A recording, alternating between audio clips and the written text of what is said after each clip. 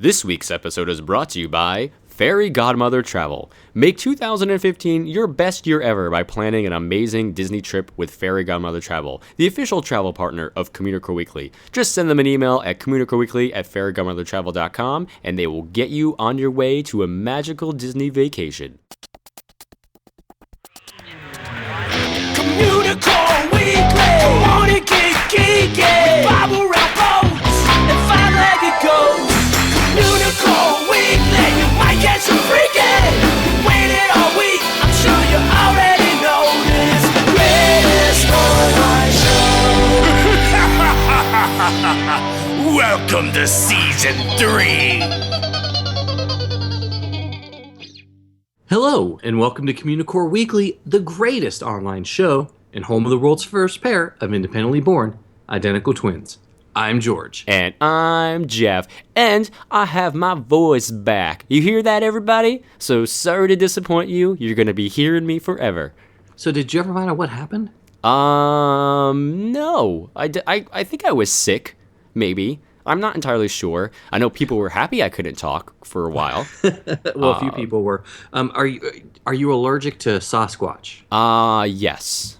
Okay. I think there were some Sasquatch sightings in the area. That's probably a fair point. That's probably exactly what it was. But I feel he must have left, though, because everything cleared up. I mean, I feel better.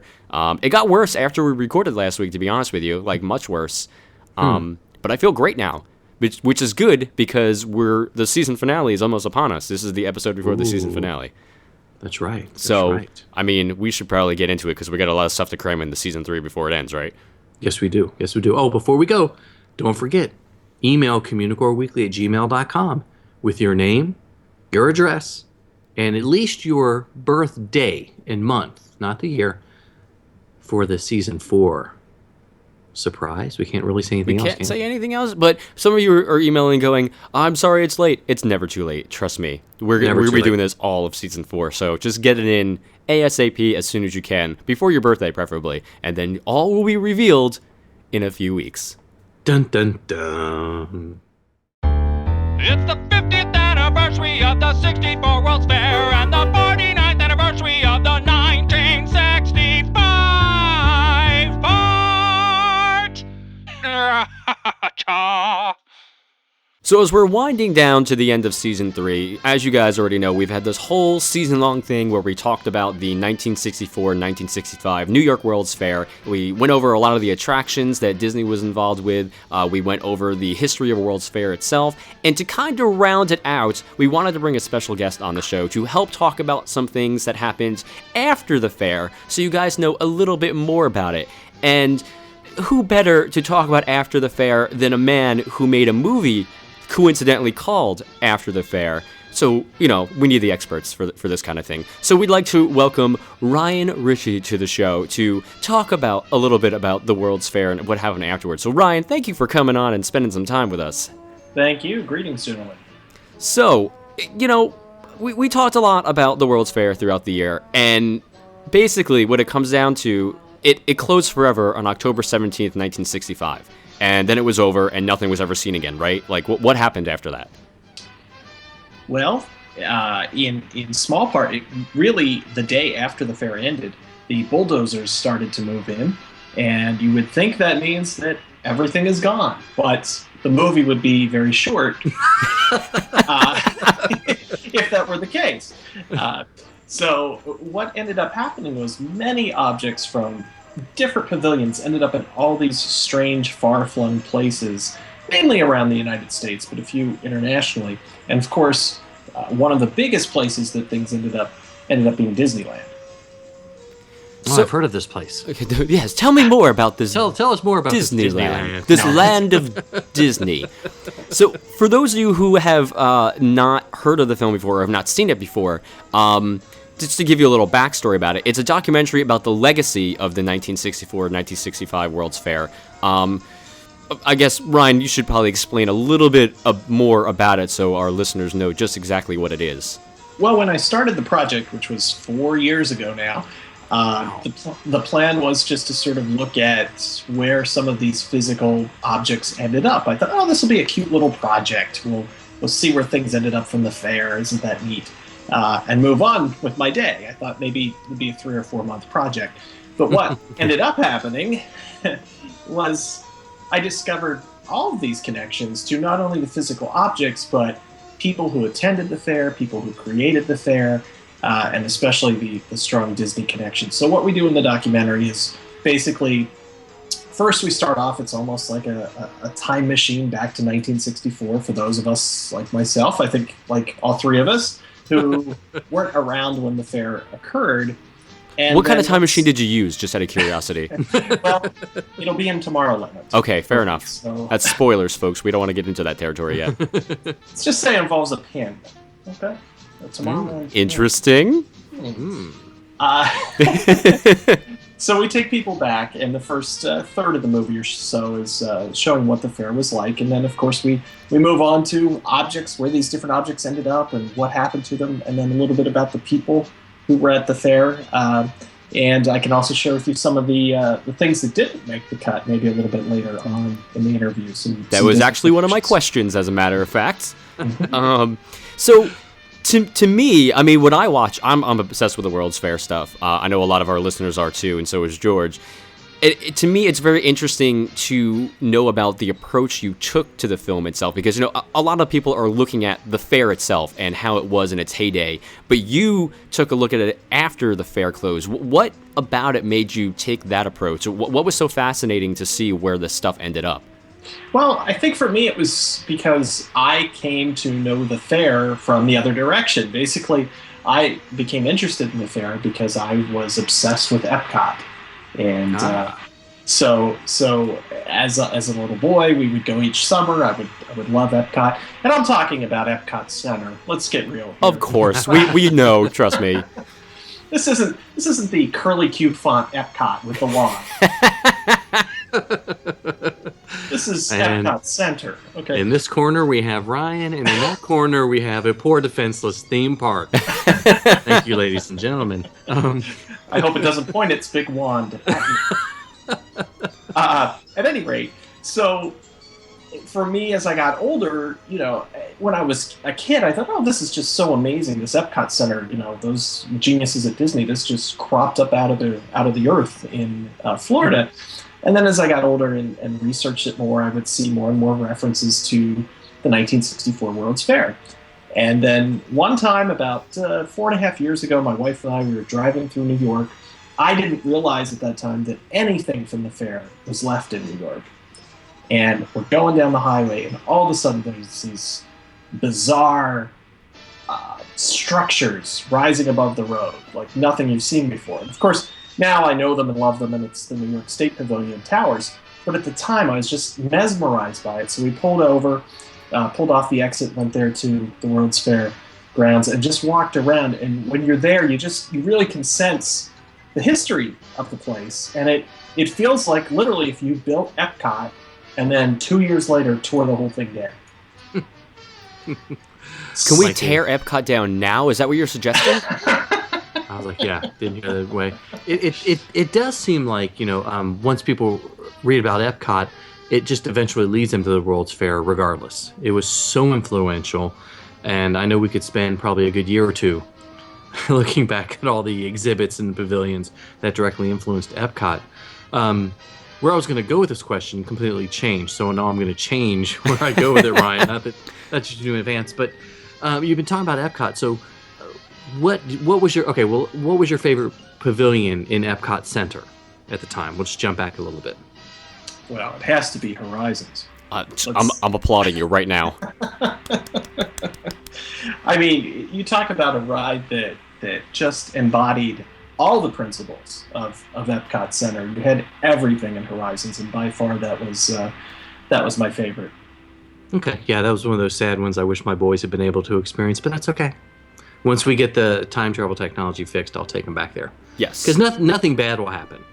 No, nothing bad ever happens with time travel, George. Happens at all. Anyway, so, well, looking back a little bit about the World's Fair, if you could only visit one pavilion at the World's Fair right now, what would it be? What's your favorite World's Fair pavilion to think about?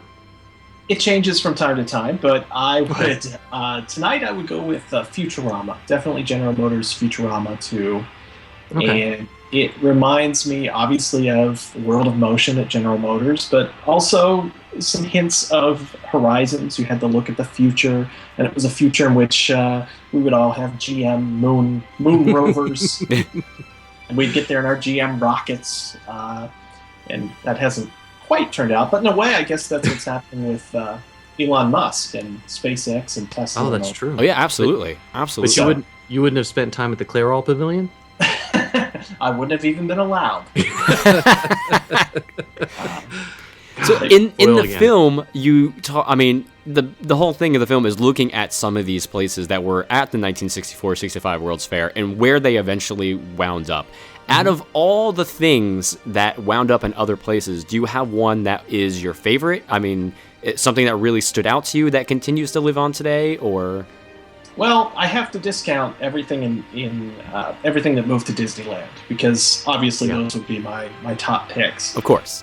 After that, as far as things that are no longer even on the site, I really, really liked the Austrian Pavilion.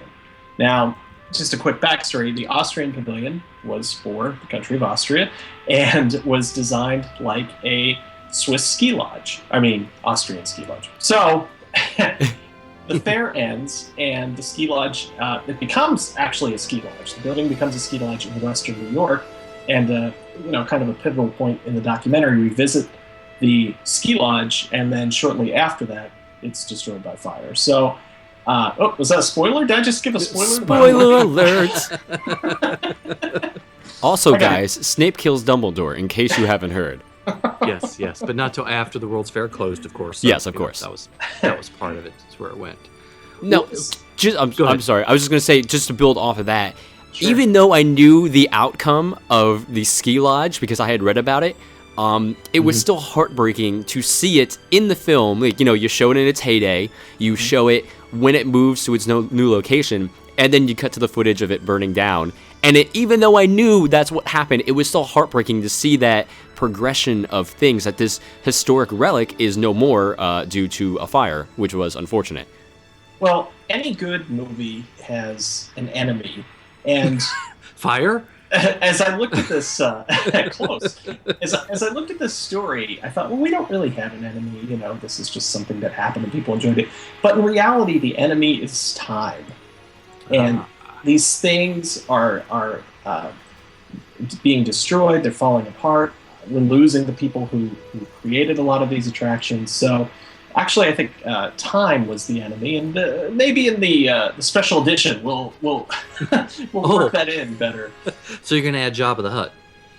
I'm going to add a character called Uni, based on the Unisphere. Oh, that's okay. All right, I'll be there at midnight for the screening of it. Count me in. Absolutely fantastic. I was really surprised at the film. And it wasn't until I thought about it afterward. A large chunk is dedicated to the Disney attractions and everything like that. And I thought, well, those are probably the most famous pieces to make it out of the World's Fair. But I was also the rotating restaurant. That was from the Gas Pavilion. The Festival of Gas. That's yes. right, Festival of Gas, which That's is going right, to be a new kids. segment on Communicore Weekly. Right after the bathroom break, it's the Festival of Gas. So what better to have happened to the platform from the Festival of Gas than for it to become a place where they serve barbecue on 3 times a week, So. Makes perfect sense to me, kids. It seems so odd to see the fair when you present it in the first part, and it seems so alive.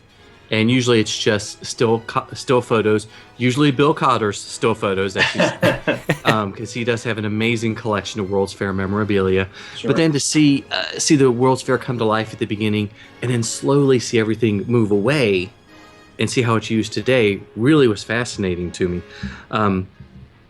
And beyond the Disney stuff, which we won't talk too much about, was there anything that really surprised you once you ran into it later that you didn't expect, or? I think if I roll out the Austrian Pavilion, my second favorite thing from the fair that sort of surprised me too that it still existed was the G16 train from the Long Island Railroad Pavilion. Okay. What's sort of funny about this is it's funny how it's the little things that survived. You have these big, huge pavilions that people knew and loved, and those are gone. But the trash cans are in another amusement park.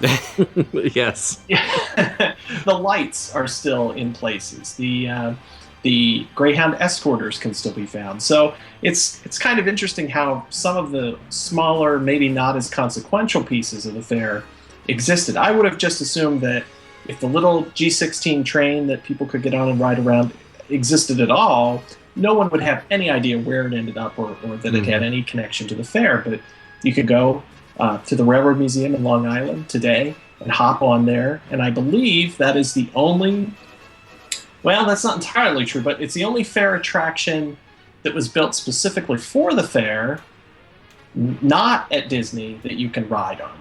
How's that? Did you follow that? Was that Sort of? I did. Question mark? There's a carousel that's still at Flushing Meadows Corona Park, and there's a different carousel that ended up in Canada. But beyond that and everything at Disney, I believe the G16 train is the only attraction you can pay your money, get on, and ride around it just like you could 50 years ago. Are the sky buckets gone from Six Flags? They have. They're still there. Well, at this point, they've all been replaced, though. Oh, okay.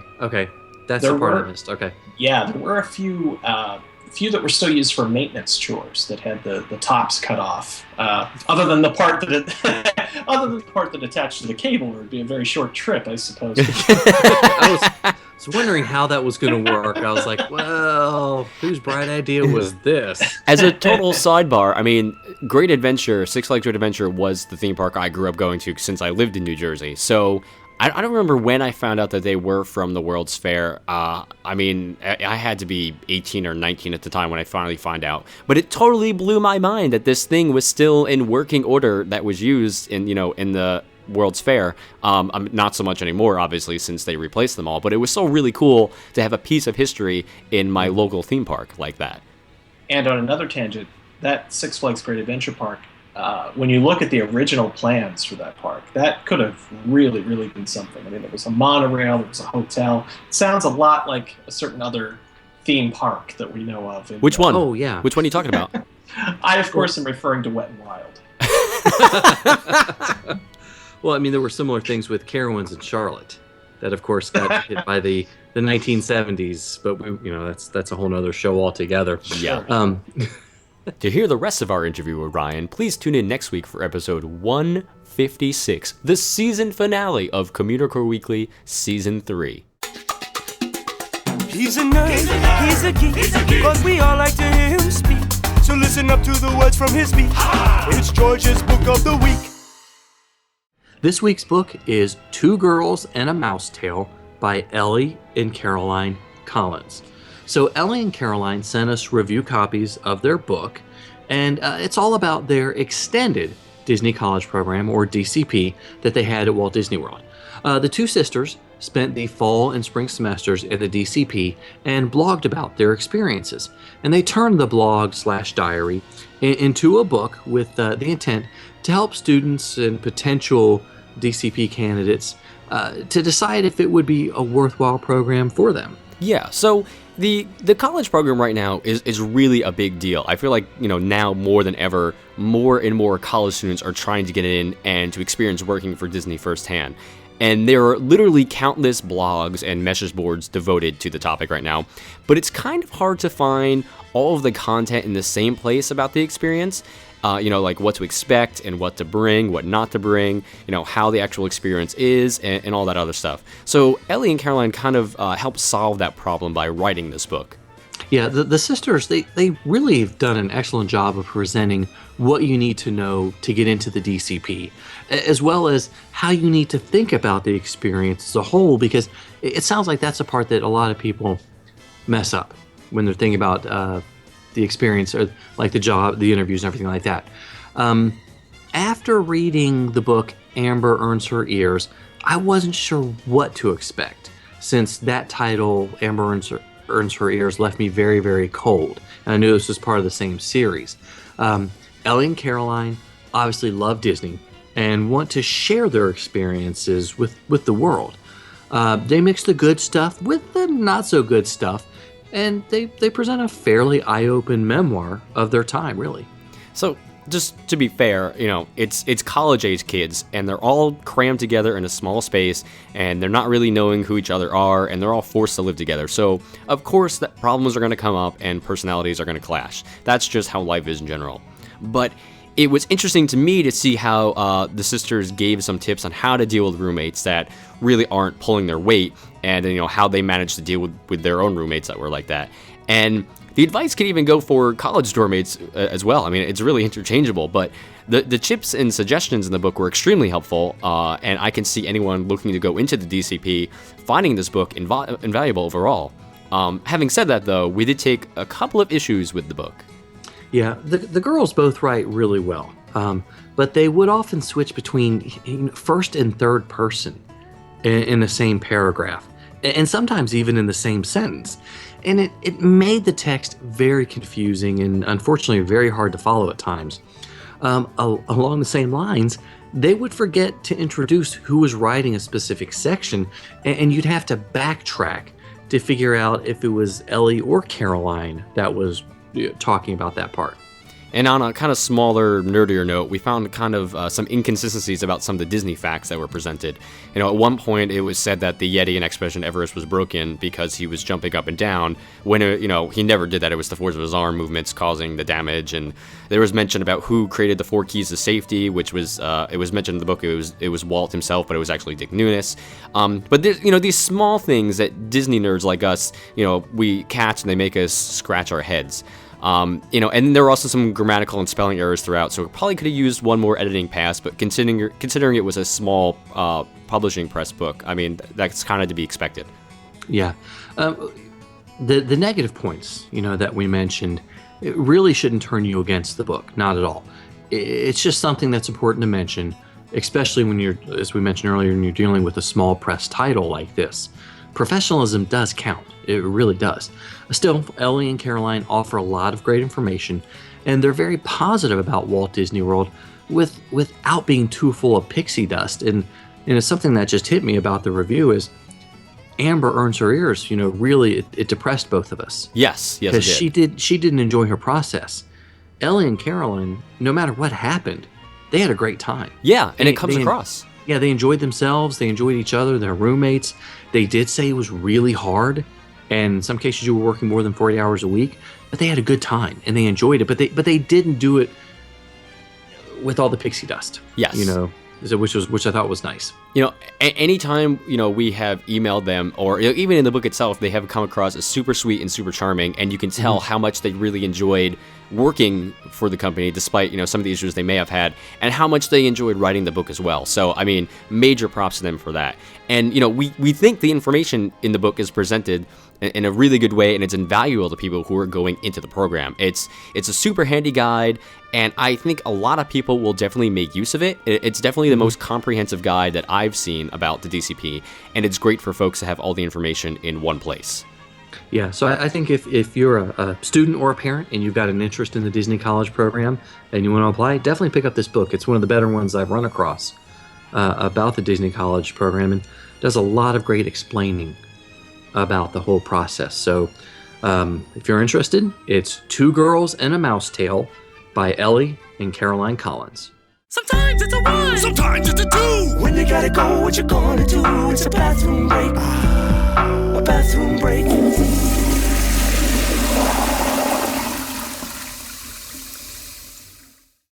So let's talk about a bathroom that isn't in a theme park. But if you're visiting Disneyland, it may come in handy before or after your trip. Most people, while driving to Disneyland for the day, will wind up parking at the Mickey and Friends parking structure. Now, aside from me hating parking there with all of my being and every fiber in my body, they do have a pretty nice restroom located on the ground floor, just behind the escalators. Now, the bathrooms themselves are very colorful and bright, and at night they have some kind of cool lights outside of them, which makes it really, really cool. The stalls are molded Korean, and, how do I know that? What's the point? What's the significance? I don't know. I have no idea, but it's there, and it looks great. In the park itself, space is premium, so sometimes there is a line to wash your hands afterward. But here, I mean, the toilet to sink ratio is pretty great. You have the luxury of being able to walk directly to a sink to wash your hands, so that's something I enjoy. And they even have drinking fountains out front with, like, the water actually swirls, which is really weird. I've never seen a drinking fountain do that before. And there's step stools for the kids to get it, and there's even a tall drinking fountain for a tall person so they don't have to bend over all the way. That, to me, is the sign of a well-thought-out bathroom. So next time you're going to Disneyland, be sure to check out the Mickey and Friends parking structure restroom because top-notch, ladies and gentlemen, top-notch. Sometimes you might see it, sometimes you don't. Hey, look, what's that? It's a five-legged goat. One of Walt's favorite books of all time is none other than Main Street Windows. But coming in at a close second is The Adventures of Tom Sawyer. He loved it so much that he even paid a massive homage to it with Tom Sawyer Island at Disneyland, before Pirates took it over a few years ago in an amazing case of synergy.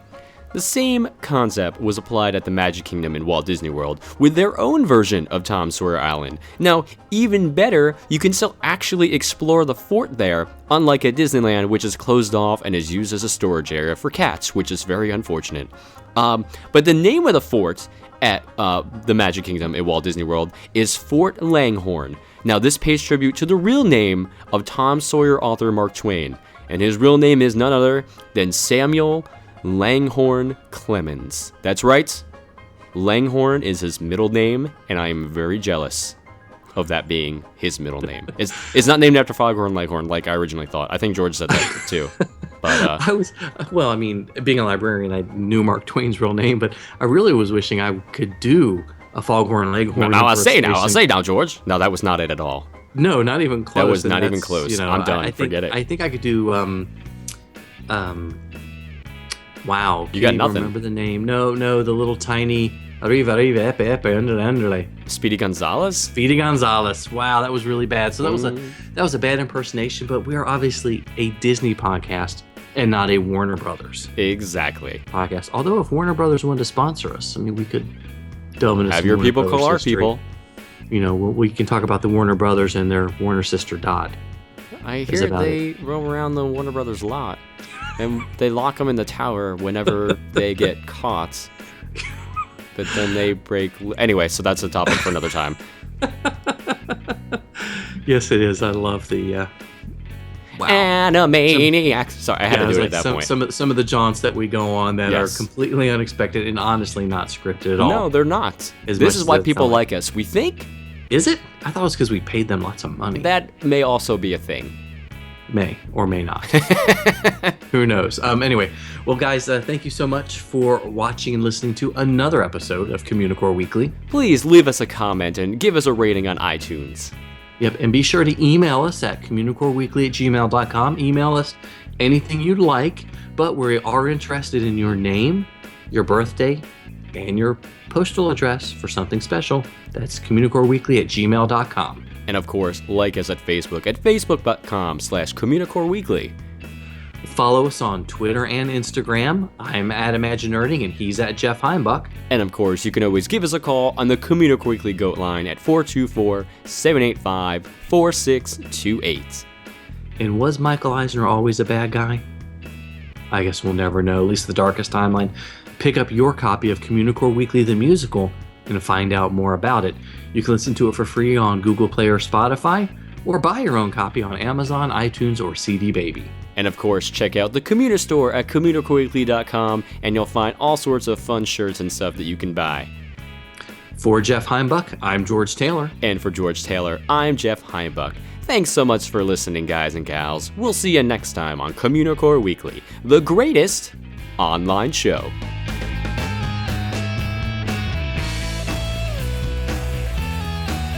Blue.